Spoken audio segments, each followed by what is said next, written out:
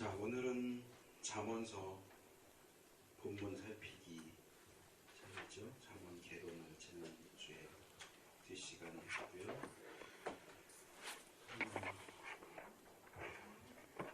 자, 일단 문학적인 분석 부분을 보겠습니다. 우리 교재 44페이지입니다. 자, 잠언서는 뚜렷한 윤곽을 가지고 있는 책이다. 뚜렷한 윤곽을 가지고 있다라고 하는데 사실 우리가 볼 때는 잠언서는 뭔가 이렇게 뚜렷하기보다는 그냥 좋은 말씀들, 격언들을 모아놓은 책. 그래서 이게 무슨 구조가 있다거나 이렇게 보기는 어렵지 않을까 생각할 수 있는데 이제 이 교재를 쓰신 분은 뚜렷한 그 윤곽을 가지고 있다라고 얘기를 합니다. 왜냐하면 기본적으로 1장에서부터 9장까지가 하나의 단락이고 그 다음에 10장부터 마지막 장 이렇게 두 부분으로 나눠진다는 얘기예요. 우리가 지난번 잠언 개론 때도 제가 말씀을 드렸지만 이게 전체가 잠언이라고 하면 1장에서 9장이 한 부분, 10장에서 31장이 한 부분 이렇게 둘로 딱 나눠져 있으니까 어떻게 보면 쉽죠. 그리고 이제 1장에서 9장은 이 뒤에 나오는 10장에서 31장의 내용을 이해하는 어떤 열쇠가 돼요. 우리가 지난번에 배운 시편 같은 경우는 기본적으로 5권으로 되어 있잖아요. 하나 더 있어요. 5권으로 되어 있는데 특별히 이 시편 1편은 이제 학자도 대부분이 인정을 하지만 그러니까 의도적으로 여기 제일 앞에 놔뒀다. 그러니까 이 잠언 1편은 뒤에 나오는 2부터 150까지의 시편들을 이해하는 기본적인 열쇠 역할을 해준다 하는 거죠. 마찬가지로 여기 이제 분량이 좀 많기는 하지만 잠언은 1장부터 9장의 내용이 뒤따라 나오는 나머지 부분들을 이해하는 기본 틀이 된다. 그러니까 여기서 이제 내 아들아 그러면서 여러 이야기들이 나오는데 지난번에 제가 말씀드린 것처럼 지혜 또는 지식이라고 할 때 1장과 9장에서 지혜의 근본, 지식의 근본이 뭐라고 얘기한다고요? 여호와를 경외하는 것이 지혜의 근본이고 지식의 근본이다라고 얘기를 해요. 그래서 제가 지난번에 야고보서하고 비교하면서 말씀을 드렸잖아요. 믿음과 행함으로. 그러니까 여기 같은 경우에는 여호와 경외가 믿음에 해당되는 거고 지혜와 지식은 행함에 해당되는 거예요. 그러니까 행함이 없는 믿음은 산 믿음이 아니듯이 우리 삶 속에서 지혜와 지식이 표현되고 나타나지 않는다면 여호와 경외가 없는 거예요. 그러니까 우리가 일반적으로 생각하는 지혜와 지식하고는 조금 다릅니다.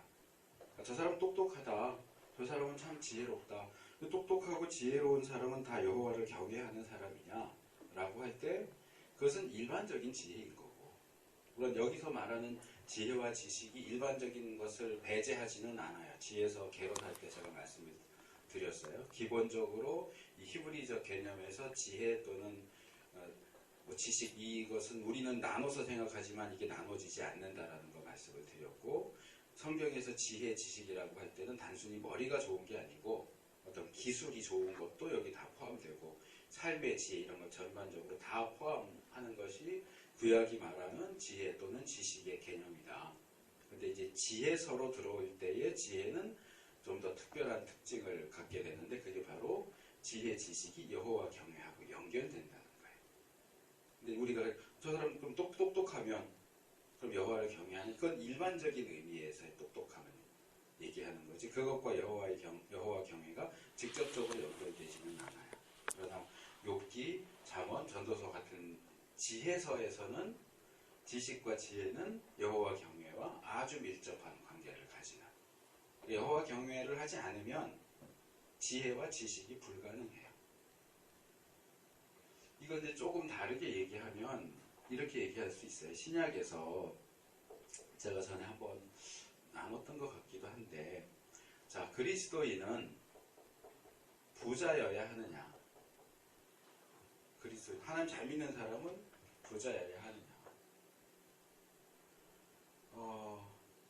이렇게 질문을 하면은 여기에 대해서도 또 끄떡끄떡 하는 분이 있고, 그건 좀 아닌 것 같은데 하는 분도 있는데, 제가 금요일날 성경 공부 인도하는 팀이 하나 있는데, 거기 이제 몇 주 전부터 가수 한 명이 참석을 해요.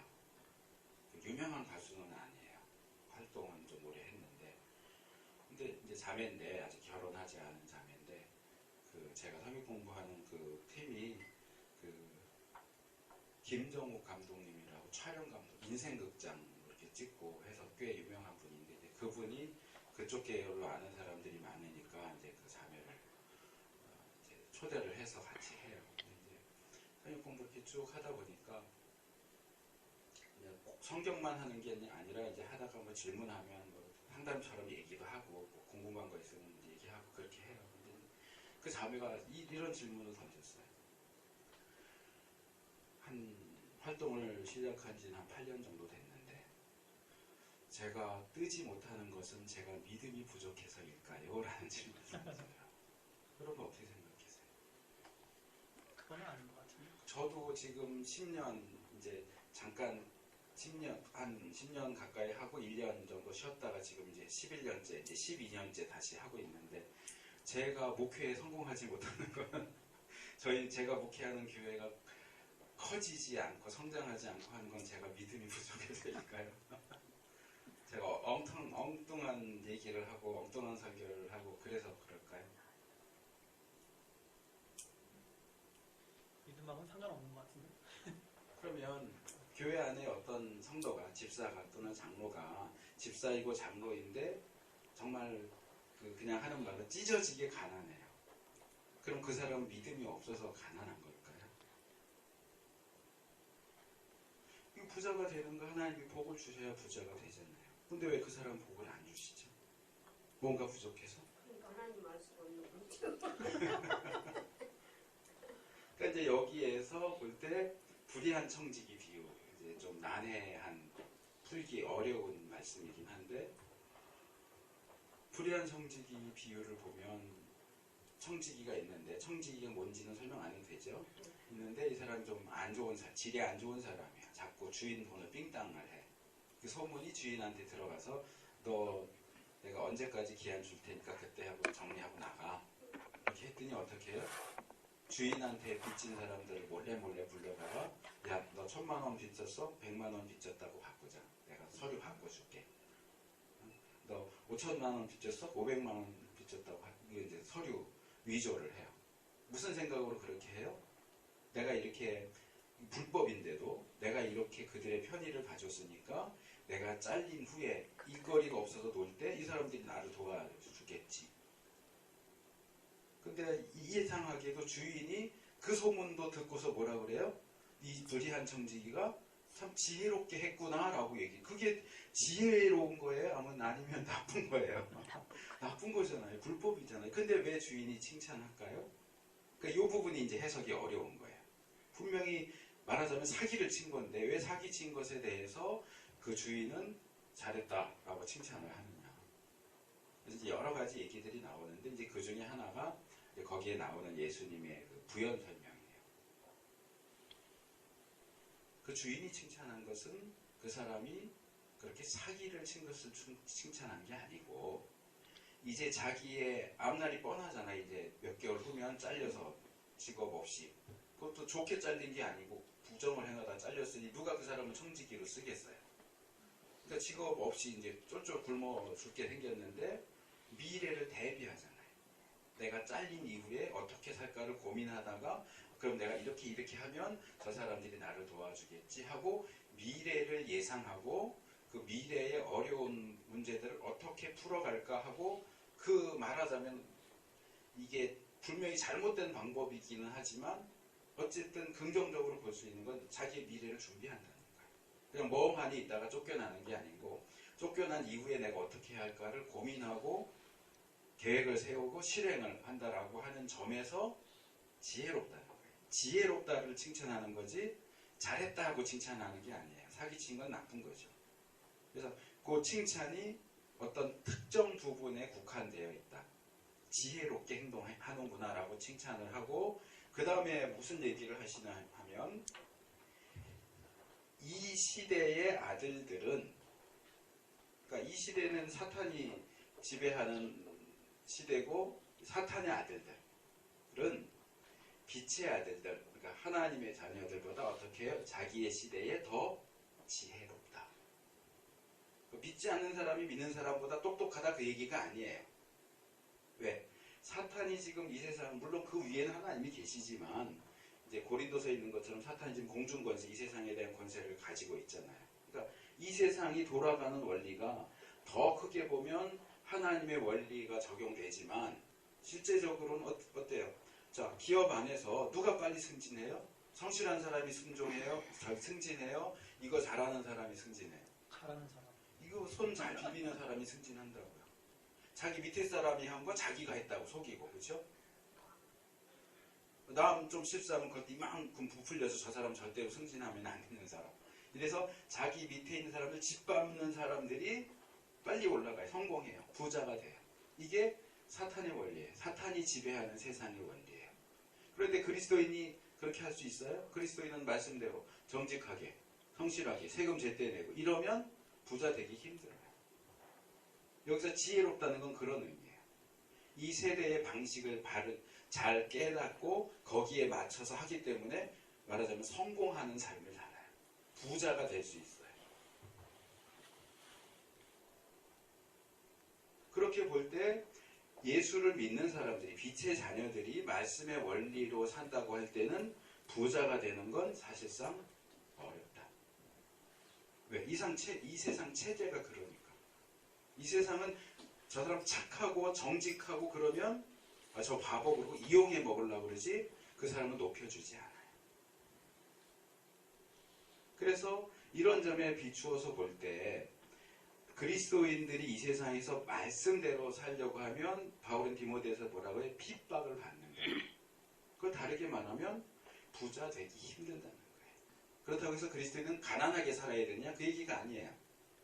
그러나 정말 그리스도인이 하나님의 말씀의 원리에 따라 산다면 부자로 사는 것은 힘들다. 그런데 우리가 교회 안에서 부자인 그리스도인들을 발견한단 말이에요. 그럼 어떻게 된 거냐? 퍼센테이지로 하면 제가 볼 때는 뭐 한 70%는 그냥 중하예요. 그냥 정상적인 그리스도인들은 대부분, 그러니까 말씀대로 한다고 할 때는 그렇게 크게 성공하거나 또 아주 찢어지게 가난하거나 그러기보다는 그냥 대충 살아요. 나머지 이건 정확한 수치는 아니에요. 그냥 제가 설명하느라고 하는 거예요. 나머지 한 30% 중에는 25% 정도는 교회는 나오는데 세상에 나가서는 세상 사람들과 똑같이 해서 부자가 되는 거예요. 자기는 주일 지킨다고 교회 나오지만 자기 공장은 주일도 돌려요. 직원들 다 주일 교회 못 가게 공장 나와서 일하게 해요. 그렇게 하면 부자 될 수 있어요. 교회에 와서 하는 신앙생활은 말씀의 원리를 따르지만 사업은 세상의 원리를 따르는 거예요. 그러니까 세상 사탄의 자녀들하고 똑같은 거죠. 그러니까 성공해요. 사탄의 자녀도 성공하듯이 똑같이 성공하는 거예요. 그리고 나머지 5%는 정말 하나님이 인정하시는, 나는 내가 너를 부자로 만들어서 부자인 너를 들어서 쓰겠다. 너는 돈을 많이 줘도 실족하거나 그걸 허투루 쓰거나 그러지 않아. 내가 그것을 입증했고 인정하기 때문에 내가 너에게 돈 줘서 부자로 만들어서 너를 통해서 일을 좀 하겠다 하는, 그러니까 청지기 정신이 제대로 돼 있는 사람. 저는 5% 미만일 거라고 생각해요, 사실. 근데 그런 부자도 있어요. 교회 안에 부자는 다 사기꾼이냐? 그렇지는 않아요. 근데 우리가 그걸 분별해내는 것이 사실은 그렇게 어렵지도 않고 그렇게 쉽지도 않아요. 알잖아요, 보면. 그분 평소 하는 걸 보면 저분이 자기 회사를 어떤 식으로 운영할 건가 알잖아요. 그러니까 그런 분들은 대부분 여기 속하는 거예요. 부자는 부자인데 하나님이 만들어 주신 부자가 아니고 하나님을 모르는 사람들과 똑같은 방식으로, 어쩌면 그들보다 더 악랄하게 해서 부자가 된 사람들이에요. 근데 아주 없느냐? 아주 없진 않아요. 하나님이 만들어신 부자도 있어요. 그래서 그리스도인은 뭐 다 가난해야 되느냐? 저 그렇게 생각하지는 않아요. 그러나 일반적으로 말할 때 우리가 말씀의 원리대로 살다 보면 어려운 경우가 훨씬 더 많다. 요즘 이랜드 때문에 말들이 많잖아요.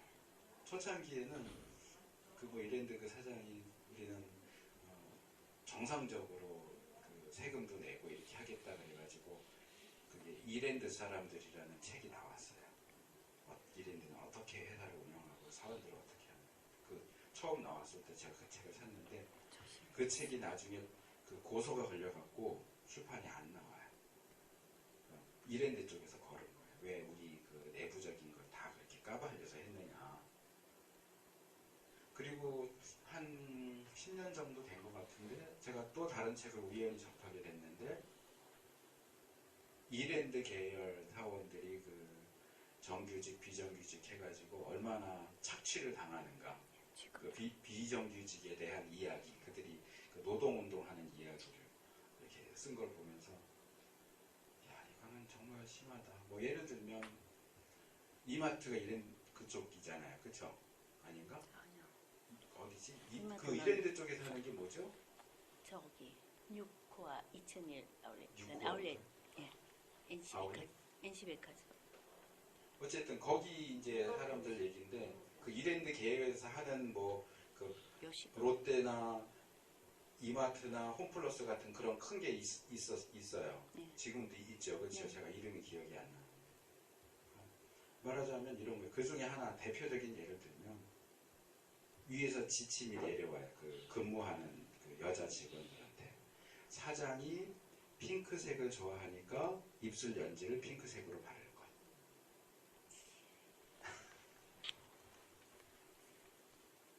그러니까 기독교를 표방했는데 결국 가다 보니까 이제 뭐 아르바이트생 월급까지 떼먹는 곳으로. 그러니까 차라리 기독교를 표방하지 않았으면 쟤도 뭐 그냥 그런 그 기업이야, 그냥 그런 기업이야 이럴 텐데 처음부터 막 우리는 기독교적으로 정직하게 이렇게 하겠다 이랬는데 이제 자꾸 뭔가 까발려지는 걸 보면 이 이름만 기독교고 실제 하는 것은 세상의 다른 기업들하고 전혀 다를 바가 없다. 어쩌면 더 악랄한 것들이고. 그러니까 처음에는 이제 여기에 속한 줄 알았는데 알고 보니까 여기에 속했다 이렇게 이제 하면서 기독교 계통 사람들이 참 안타까워하죠. 그래도 신앙적으로 하는 좋은 기독교 기업의 예라고 생각을 해왔는데 이게 전혀 그렇지 않구나. 우리 삶이 그래요. 그래서 이제 여기 얘기하다가 이제 그거 넘어간 건데요.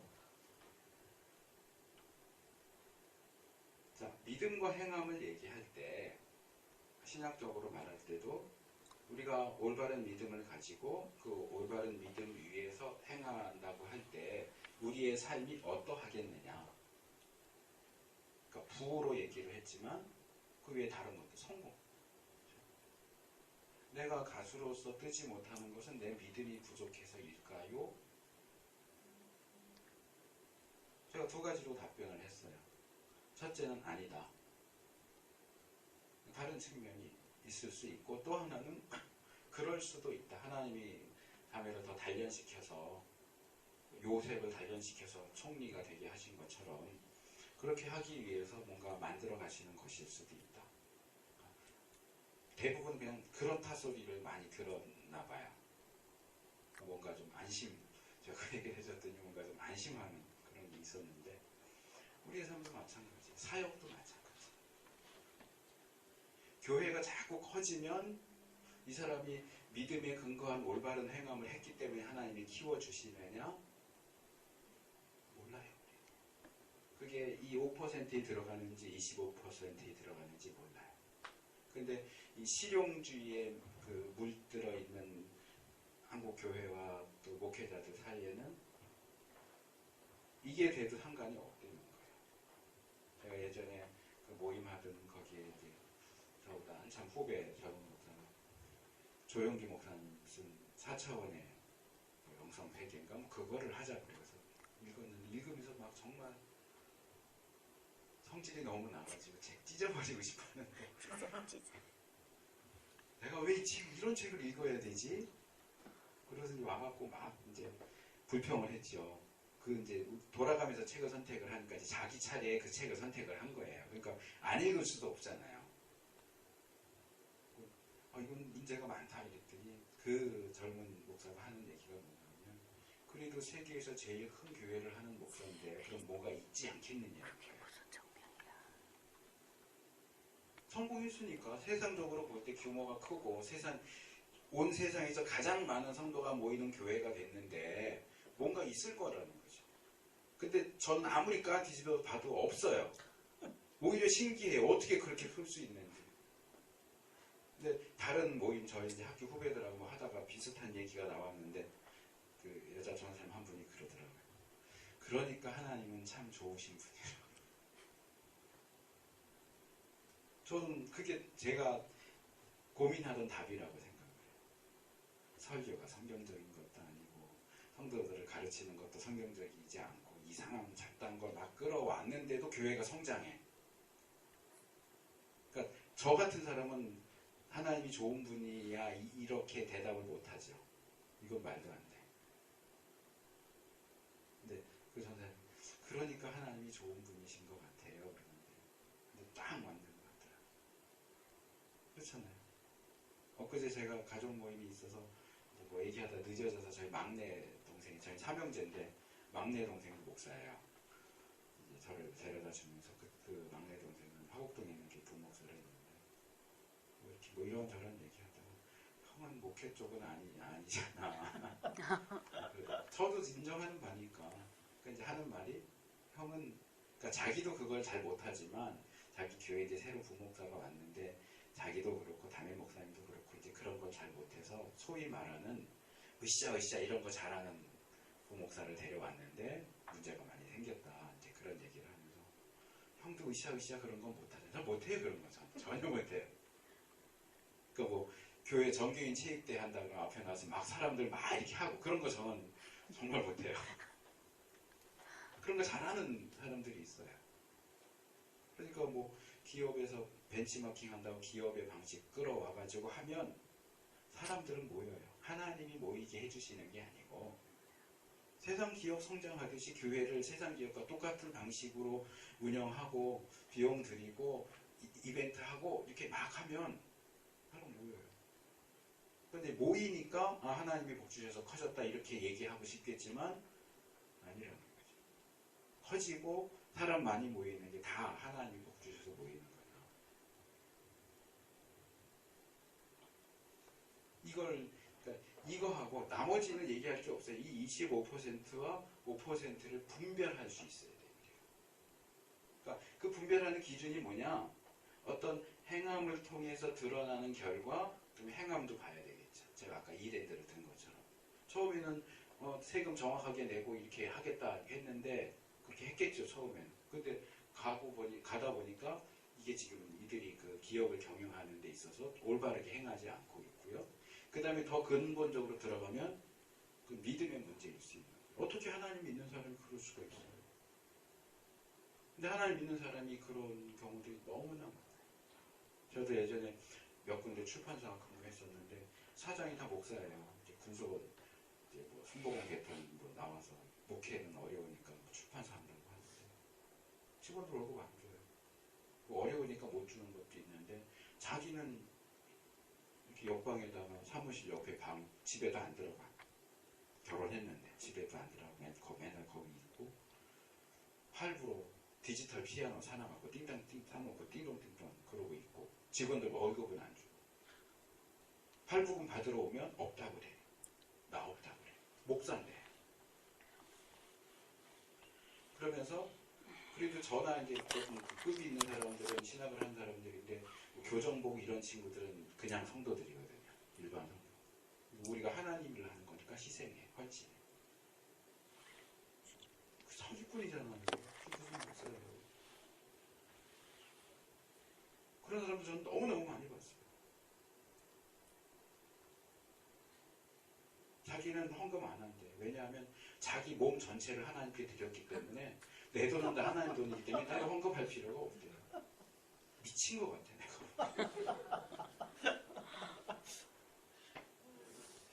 공부를 제대로 안 했군요.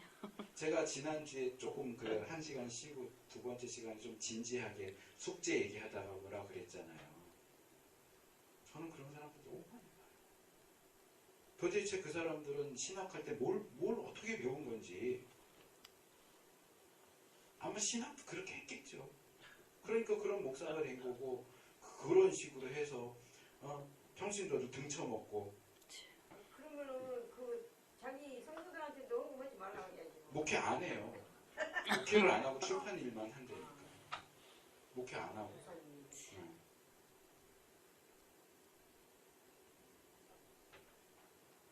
그래서 신앙을 빌미로 그런 게 이제 어떻게 하나님 믿는 사람이 그러냐 그랬나 하나님 믿기 때문에 더 그럴 수 있다라는 예를 제가 든 거예요. 하나님 믿는다는 빌미로 그거를 착취하는 거예요. 그걸 그렇게 하면 안 돼요. 그렇게 하려면 차라리 목사가 되지 말아야지.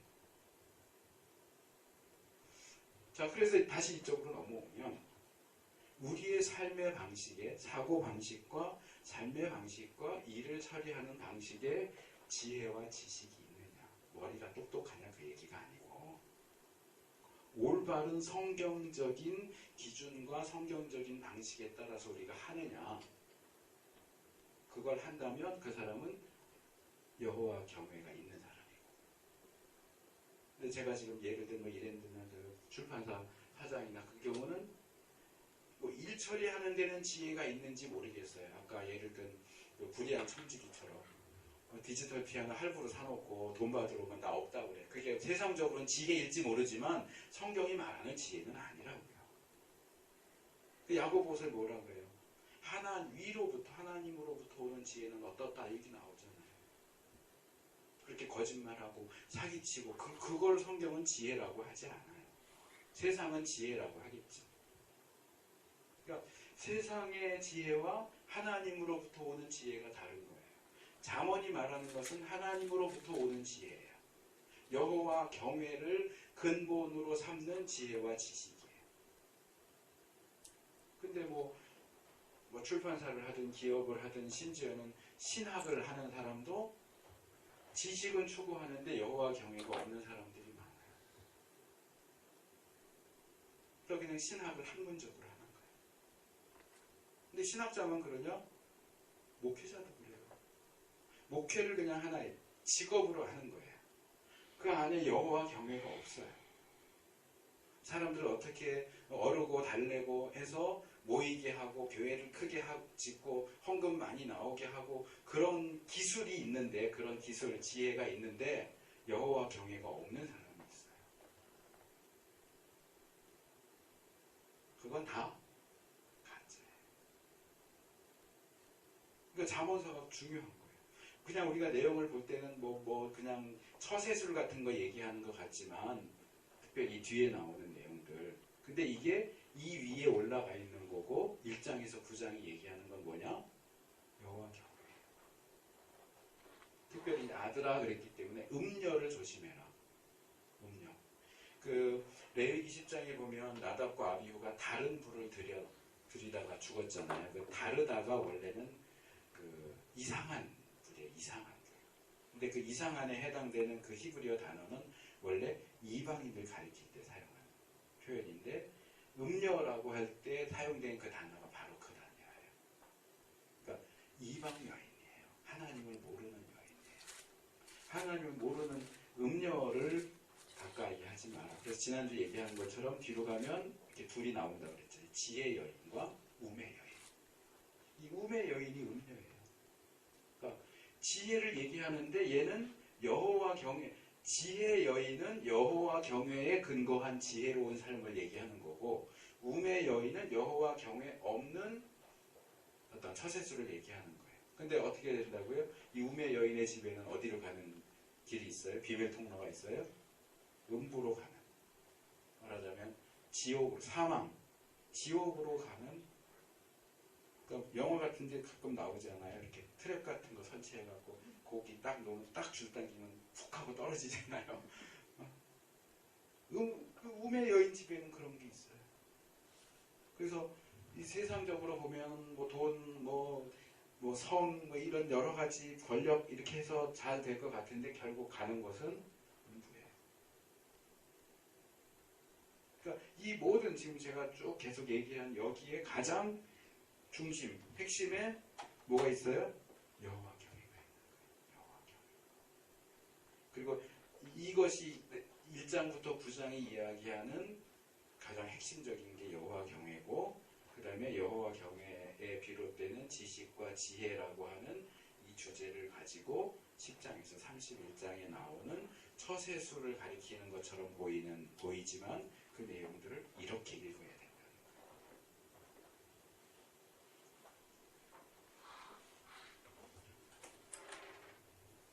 자, 그래서 이 앞부분은 이 1장에서 9장은 뭔가 그래도 이야기 흐름이 있어요. 이야기가 계속 이렇게 연결돼서 이제 흘러가는데, 이제 10장부터는 이거는 그냥 우리가 볼 때는 마구잡이로 막 그냥 얘기를 짧은 격언 같은 걸 막 집어넣은 것 같아요.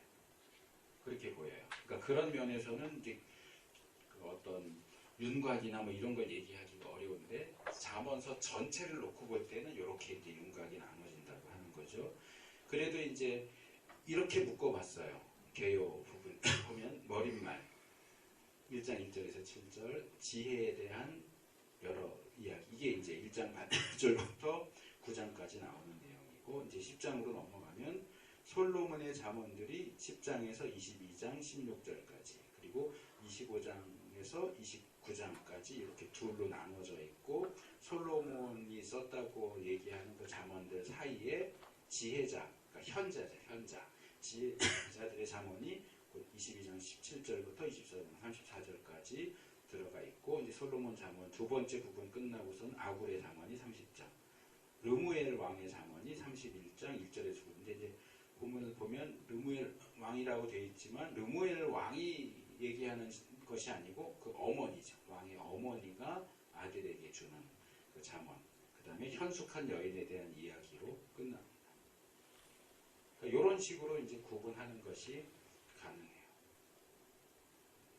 자, 이제 이 구분한 내용들을 다시 이제 조금 더 들어가서 살펴보면, 자, 이 머릿말은 이제 솔로몬의 잠언이라 이렇게 시작하면서 솔로몬을 얘기하는데, 지난번에 제가 말씀드린 것처럼 시편을 얘기할 때는 대표가 되는 인물이 다윗이죠. 다윗의 시편 이렇게 하는 것처럼 지혜 이렇게 할 때는 솔로몬이 이제 대표로 이야기가 됩니다. 그래서 잠언 내용들은 우리가 그냥 솔로몬이 썼다 그러지만 조금 전에 개회에서 본 것처럼 솔로몬이 얘기한 것만 들어가 있는 게 아니잖아요. 다른 지혜자들, 아굴, 르무엘의 왕, 또 현숙한 여인에 대한 것도 누가 했는지 안 나와요. 여러 사람들의, 주로 솔로몬 이야기가 들어가 있지만 다른 여러 사람들의 이야기도 같이 들어가 있으니까 이제 나중에 이게 현재와 같은 형태로 만들어졌겠죠. 근데 이제 이 머릿말은 특별히 어리석은 자와 지혜로운 자 다, 그리고 특별히 젊은이들에게 어떻게 지혜로운 삶을 살 것인가, 다르게 말하면 어떻게 여호와를 경외하는 삶을 살 것인가에 대해서 이제 서론처럼 얘기하는 것이 이 부분이고, 그 다음에 이제 지혜와 관련해서 1장 8절에서 9장 18절까지 짧지 않지만 이야기가 쭉 나옵니다. 근데 이것을 더 구체적으로 어떻게 나누느냐, 그거는 그 밑에 제가 다른 글씨체를 해서 넣어놨죠. 근데 이거는 뭐 절대적인 건 아니에요. 이것도 이제 이 책을 쓴 분들이 이제 이렇게 정리를 한 거고요. 여기 있는 것처럼 거기 7.2.2 둘째 단락 보시면 이 부분의 정확한 단락 구분이나 구조에 대해서는 의견의 불일치가 심하다. 그러니까 학자마다 다 달라요. 그러니까 뭘 근거로 해서 어떻게 어디서 자를 것인가, 이거는 그러니까 학계에서 잠언 이 1장 8절에서 9장 18절까지는 몇 개의 부분으로 되어 있는지 그게 각각 어떤 내용인지에 대해서 합의된 게 없어요. 그러니까 여기 있는 것도 합의된 게 아니에요.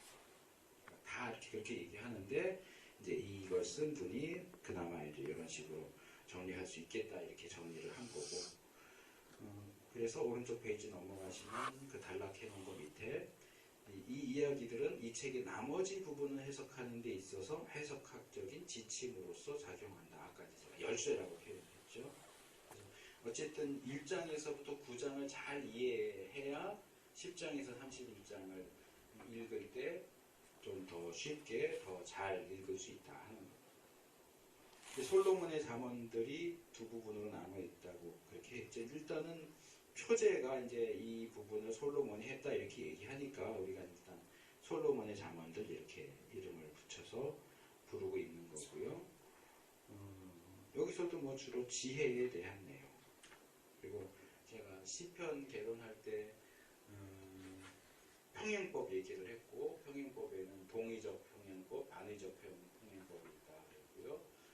그러니까 앞에 내용과 뒤의 내용이 같은 내용을 다루고 있다고 할 때 동의적 평행법, 앞과 뒤의 내용이 다른 내용을 다룬다고 할 때 반의적 평행법인데, 이 잠언 같은 경우는 반의적 평행법이 많이 사용되고 있어요. 아무래도 비교하니까 똑똑한 애는 이렇고 또 똑똑한 애는 이렇고 이렇게 하기보다는 똑똑한 애는 이렇게 하지만 어리석은 애는 이렇게 이런 식으로 비교하다 보니까 반의적 평행법을 많이 사용을 하죠. 서로 대조시켜서. 그리고 뭐 여기에도 여기 셋째 단락 보시면 개별적인 잠언들의 구조는 이런 많은 수의 잠언들을 단일한 배경 속에서 해석하기 어렵게 만든다. 최소한 표면적으로 보기에는 이 잠언들은 무작위로 배열되어 있는 것처럼 보인다.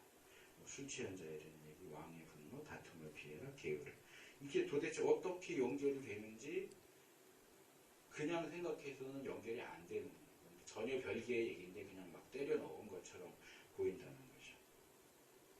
그래서 우리가 지난번 개론에서 배운 것처럼 몇몇 학자들은 그래도 이게 연결성이 있다 이렇게 주장을 하는데, 와이브레이였던가요? 그 사람 이제 얘기가 나오지만 하다 보면 시편 얘기할 때 그랬구나. 이렇게 각 권 끝에 하고 첫째를 이제 다윗 언약으로 해갖고 쭉 연결시키려고 했는데 안 맞는 건 빼버리고 이런 식으로 해갖고서는 절대적이라고 말할 수가 없다는 거죠. 그러니까 잠언 같은 경우도 어떻게 연결시켜 보려고 이제 학자들이 노력을 하는데 아직까지는 답이 안 나와요. 왜 이런 식으로 이야기가? 그러니까 요즘 저희 때는 없었는데 제가 학교 졸업하고서도 한참 뒤에 요즘에 보니까 마인드맵이라는 거 많이 하더라고요. 마인드맵. 뭐 예를 들어서 지금 그냥 여기 있는 대로 쓰자면 여호와 경외 이렇게 시작하면 뭐 지식, 지혜, 뭐 믿음, 행함 하고 여기서 또 이렇게 막 나가고 이렇게. 그리고 이거는 여기에서 왜 이렇게 가는지가 나오는데 잠언은 이게 연결이 안 되는 거예요. 이렇게 쭉 계속 연결돼서 나오는데 이게 왜 이렇게 연결돼야 하는지를 알아내는 것이 아마 거의 불가능할 것 같아요. 그러니까 왜 이런 식으로 했을까? 근데 이거는 학자들의 몫이고 일단 그렇다 하는 정도만 아셔도 될 것 같아요. 그리고 이제 그 마지막 단락 보시면 이 장들에 나오는 잠언들의 순서는 다소 무작위적이라는 것이 전통적인 견해였는데 최근에 어떤 구조를 찾아내고자 하는 시도들이 이루어졌다. 뭐 하임이나 힐데브란트, 반유엔 뭐 이런 사람들. 그래서 근데 이런 시도들을 받아들이는데 좀 조심할 필요가 있다. 서로 관계가 없어 보이는데 자꾸 관계가 있다고 우기는데 그래 관계가 있어 이렇게 해줄 수는 없다는 거죠. 그래서 이러한 연결성이 있다고 주장하는 학자의 수만큼이나 많은 수의 주장들이 이런 연결성을 보여주기 위해 제기되었기 때문입니다. 계속 이러니까 연결돼 막 얘기하는데 그런 주장이 워낙 많다 보니까 그 중에 어느 게 진짜인지 알 수가 없어요. 그러니까 뭐 연상을 한다고 그럴 때 마이크, 종, 컵 이렇게 하면 제가 지금 여기 있는 걸 불렀단 말이에요. 마이크, 종, 컵 뭐 이렇게 하면 일반적인 학교나 이런 데 이런 종 없단 말이에요. 그러면 이제 이 종이 결정돼, 지금 강대상에 대해서 얘기를 하는구나. 이렇게 하면 사실 마이크하고 종하고는 아무 관계가 없지만 이렇게 놓고 보면 이게 왜 이렇게 묶여졌는지 알 수 있잖아요. 그러니까 이런 식으로 개별적으로는 관계가 없는데 이게 관계가 있는 연결성을 찾으려고 하는 시도를 학자들이 굉장히 많이 해요. 근데 어느 걸 우리가 정답이라고 쉽게 받아들일 수 없거든요. 학자들은 워낙 그런 부분에서 이제 꼼꼼하다 보니까 그냥 누가 뭐라 그러면 무조건 이렇게 하지 않아요. 정말 베레아 사람들처럼 정말 그러한가? 저 학자가 저렇게 말하는데 정말 그러한가? 그러니까 우리는 뭐 학자들끼리 싸우라 그러고 이제 거기서 나온 좋은 것들만 좋은 것들만 취하면 됩니다. 그 다음에 지혜 있는 자들의 말씀. 그러니까 여기는 우리 개역 성경에는 지혜 있는 자의 말씀 이렇게 단수로 번역했지만 히브리 원문은 복수형이에요. 그러니까 지혜 있는 자들. 그러니까 한 사람이 아니고 여러 명의 지혜자들이 얘기한 내용들을 여기 22장 17절에서 24장 34장까지 묶어놓은 겁니다. 거기 보면 페이지 넘어가서 보시면 이제 이들의 말씀은 뭐 가난한 자들에 대한 민감성, 뭐 부의 덧없음, 음탕한 여자를 피해라, 게으른 사람들을 비웃는 이런 것처럼 솔로몬의 잠언에도 나오는 그런 비슷한 주제들을 많이 다루고 있고, 근데 솔로몬의 잠언들보다 훨씬 더 많은 다양한 문학 양식들을 담고 있다. 그리고 이 중에서 이제 이집트의 내용하고 비슷한 것도 이제 나오고 그런 주장들이 있어요. 근데 이건 제가 지혜에서 개론할 때 이게 지혜의 근원이 어디냐, 이집트냐, 바벨론이냐, 또 뭐 가정이냐, 궁궐이냐 뭐 이런 거 이제 다뤘었으니까 그때 내용들을 좀 보시면 되고요. 아마 욥기 개론할 때 같이 지혜에서 개론 3장 정도 보시면 나와 있으니까 참고하시고요. 여기 그 뒤에 내용은 이제 학자들 가운데 비평주의 학자들이 이 부분의 그 잠언들은 애굽의 잠언에 영향을 받았다 이렇게 이제 주장을 하기 때문에 비슷한 것도 있지만 어떻게 다른가 그런 것들을 이제 좀 설명하고 있는 내용이에요. 간략하게 얘기하면 그 둘째 단락을 보면 끝에서 둘째 줄 다른 이집트 문헌들에 대해서 더 높은 도덕성을 보여준다. 또 그 밑에 단락 중간 정도 보면 비록 양자가 그러니까 이집트의 잠언과 잠언서에 나오는 잠언이 밀접한 관련이 있기는 하지만 이 두 본문은 서로 단순히 베끼고 있는 것이 아니다. 브라이스라고 하는 사람이 잠언서의 본문은 이집트 문헌을 자기 세계관에 따라 수정, 적용, 통합하고 있다. 그래서 그냥 무턱대고 갖다 놓은 게 아니고 여호와 신앙이라고 하는 그 말하자면 채로 걸러서 조금 더 정순화시킨 내용들을 잠언이 다루고 있다. 이거는 절대적인 건 아니고요. 그러니까 이 사람은 일반적으로 기본적으로 이집트의 잠언을 성경 잠언이 가져다가 변형시켰다 이렇게 이제 주장을 하고 있죠. 비슷하지만. 근데 세 번째 밑에 단락에 보면 양 본문 사이에 유사점들이 존재한다는 사실은 성경 자체에서도 인정되고 있는 지혜의 국제적인 성격으로도 설명이 가능하다.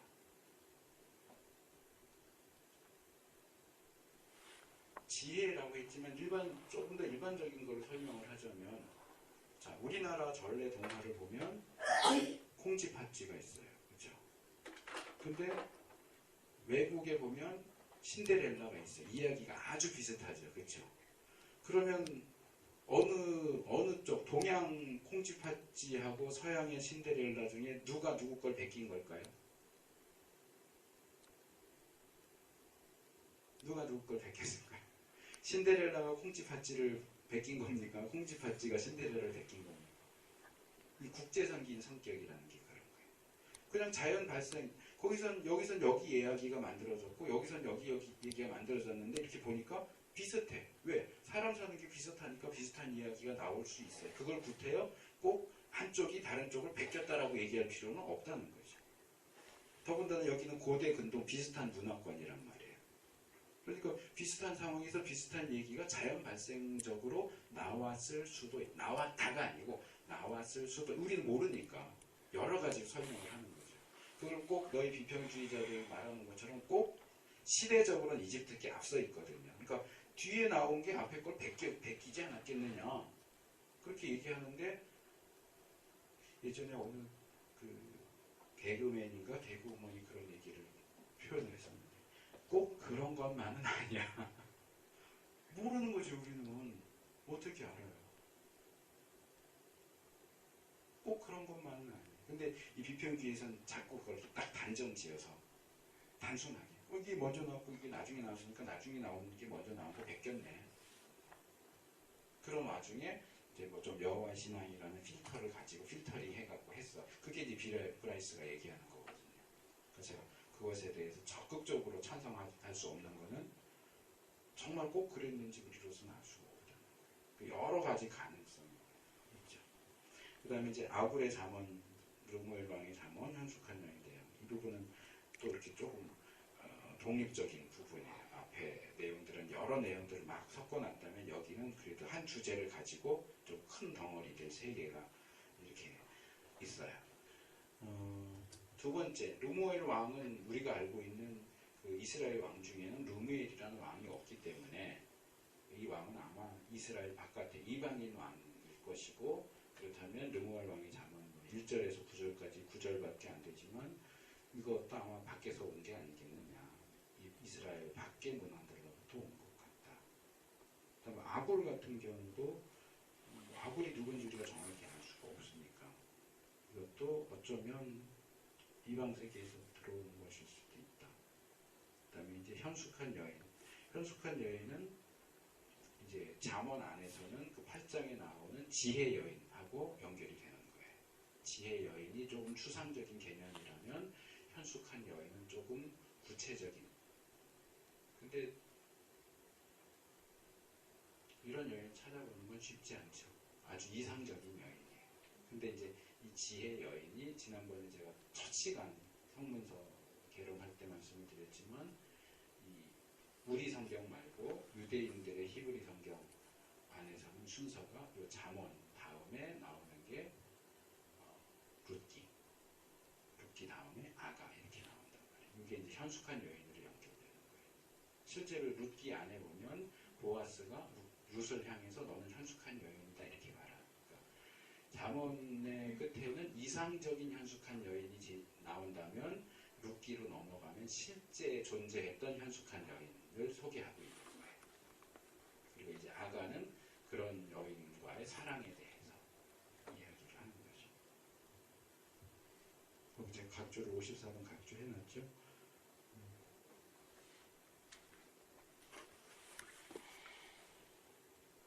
여기 잠언서가 룻기 다음에 배열되어 있고는 제가 참고한 책에 그렇게 되어 있는데 이거는 원 저자가 착각을 했거나 번역하면서 잘못된 거예요.